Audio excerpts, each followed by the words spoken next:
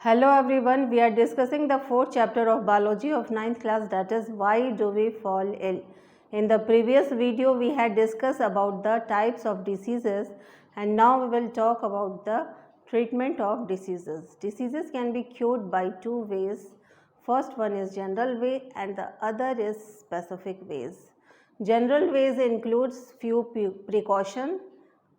That precautions are necessary for keeping good health. As we all know that prevention is better than cure, that means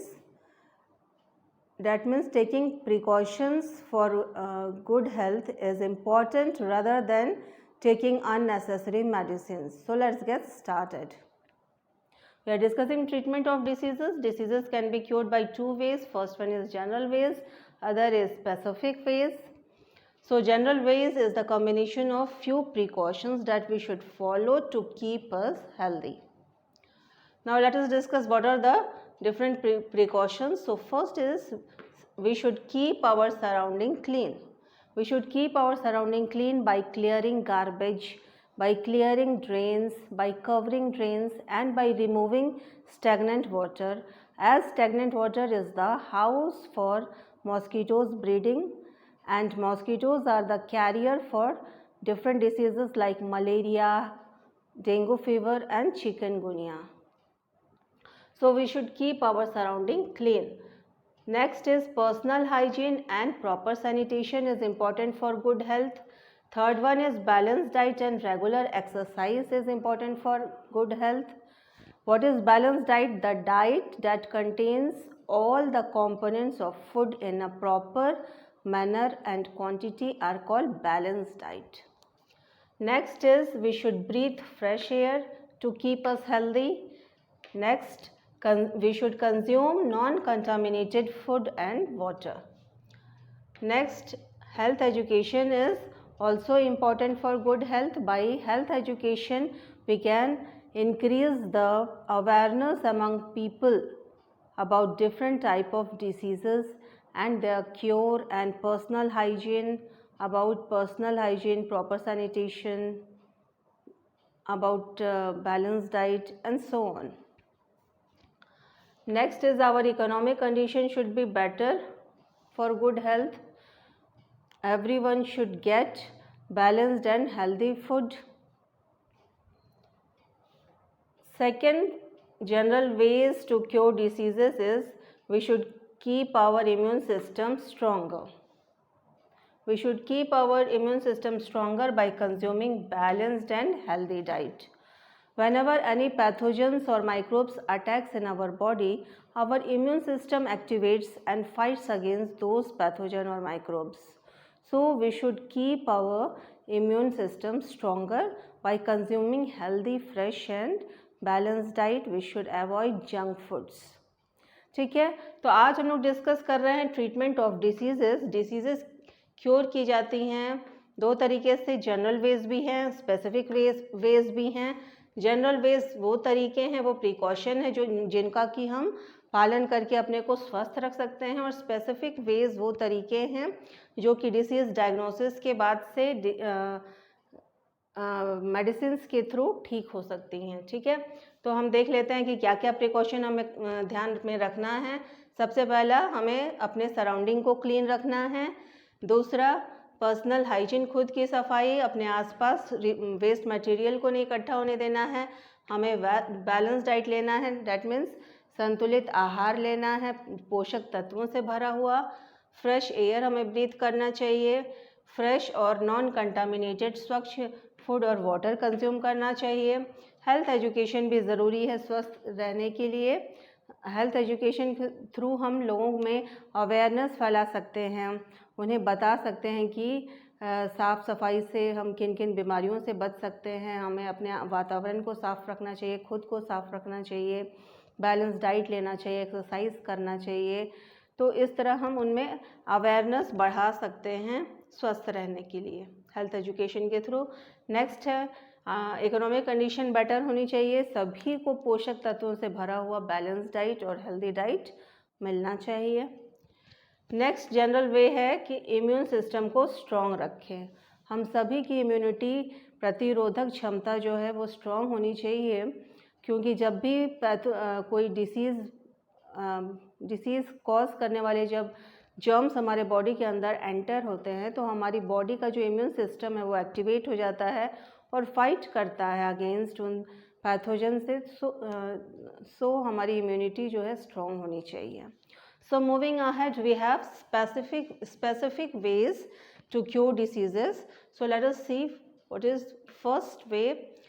The first way is by using, diseases can be cured by using antibiotics and medicines. Medicines are the combination of chemicals that cures different type of diseases. And antibiotic here is the new term. Antibiotics are medicines manufactured by growing specific microbes and using it in medicines to cure different diseases. These antibiotics are made of weakened microbes, that means weak form of microorganisms are utilized in manufacturing the antibiotics, and these antibiotics actually blocks the biochemical pathway of microbes. This antibiotics blocks the biochemical pathway that is important for the growth of microbes. So this blocks the biochemical pathway and stops the multiplication of microbes and cures diseases. The common example of antibiotics are streptomycin and erythromycin. Another fact about antibiotic is that antibiotic can cure fungal and bacterial infections. However, antibiotics do not work against viral infections, as the biochemical pathway of viruses are different in different organisms, so antibiotics do not work against viral infections. Here is the important point, that is Alexander Fleming discovered penicillin in the year 1929. So this penicillin is the first antibiotic discovered by Alexander Fleming in the year 1929.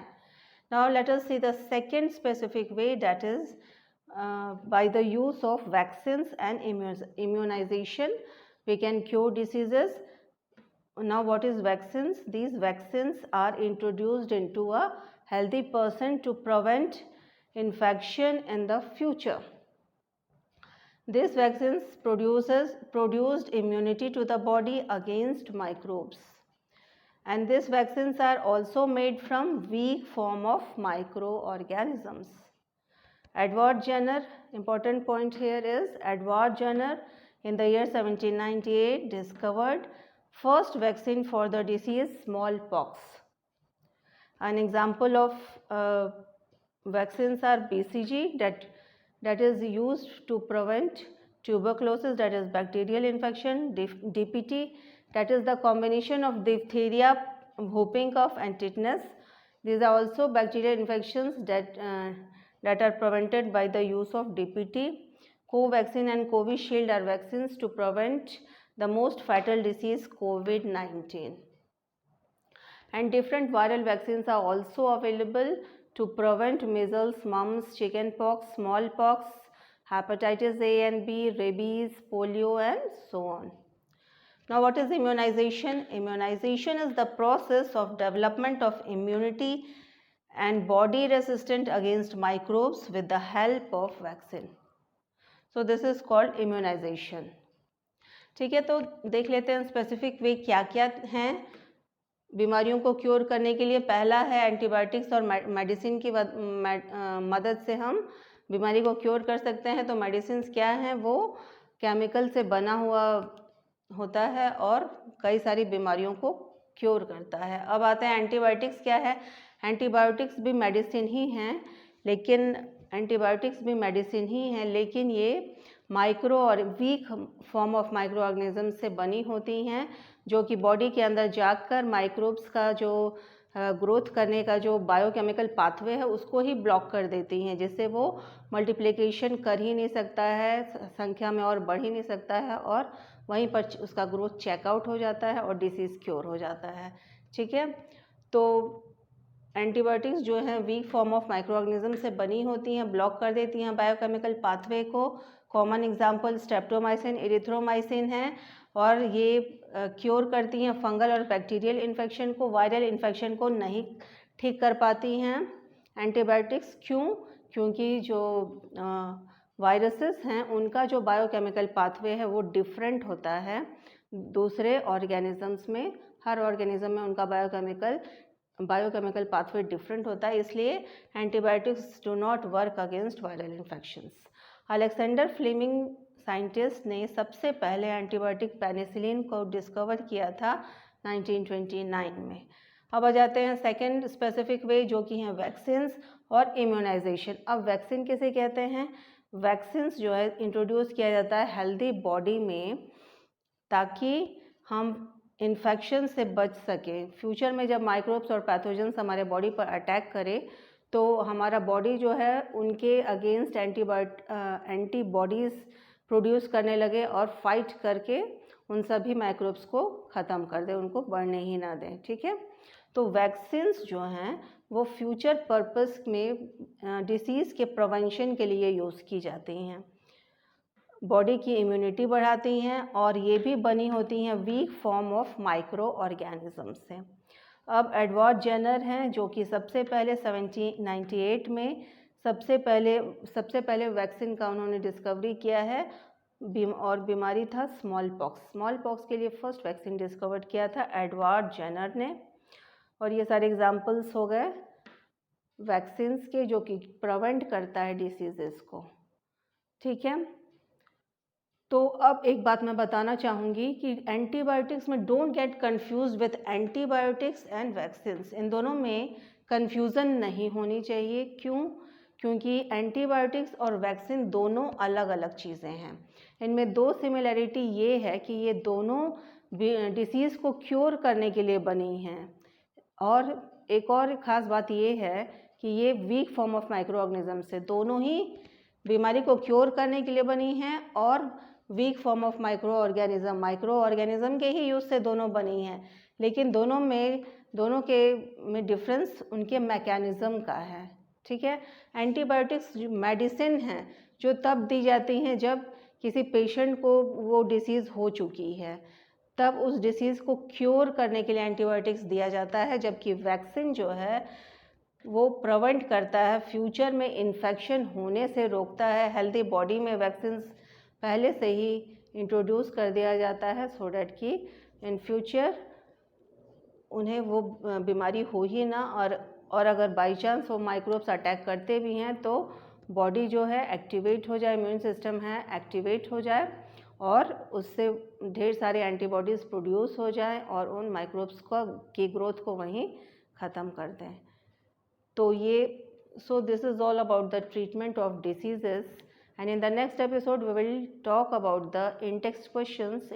In-text questions are the questions that are given at the mid of the chapter. Till then, goodbye. Thank you.